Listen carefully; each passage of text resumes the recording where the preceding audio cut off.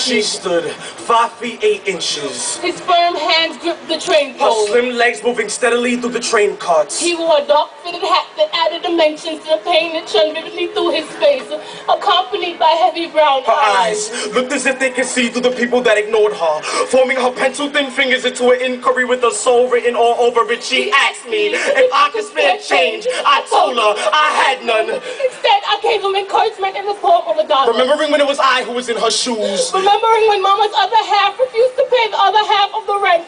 So eviction notices kissed doorsteps and left our suitcases running down the tongues of empty hallways that spat us out on the streets of Brooklyn. Playing house hop in the homes of people we hardly ever knew because we hardly had anything. Hardly never had it hard. Being that those hard times followed us better than the shadows that outline our bodies on the concrete streets we slept on. Couldn't find ourselves big enough to keep our heads above water. So we learned how to hold our breaths on the harsh currents when our currencies was enough to keep us protected. Broke pockets had us breaking multiple nights on the streets on many occasions. Clueless to tomorrow. Mama never knew what was next. But fear never stopped us from fighting. Knocking on the doors of self-centered beings we call relatives. Who in our eyes were more like strangers. Cause they can never really relate.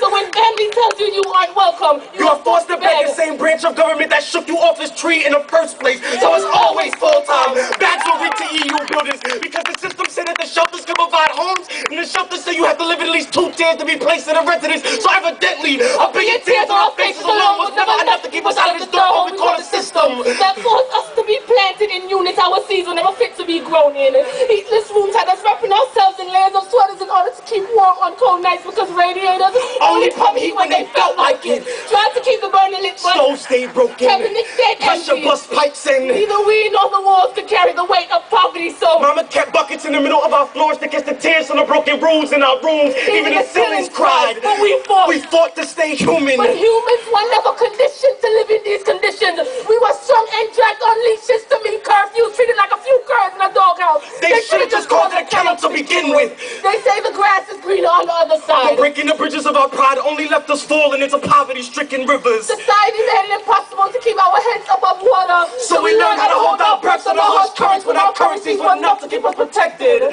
Struggling to land. Knowing that when we got there, we would never turn our backs on those forced to hold their breaths like we did. Never quick to judge a person about the conditions they are in. Instead, we gave them encouragement in the form of $1. Always remembering when it was I who was in their shoes.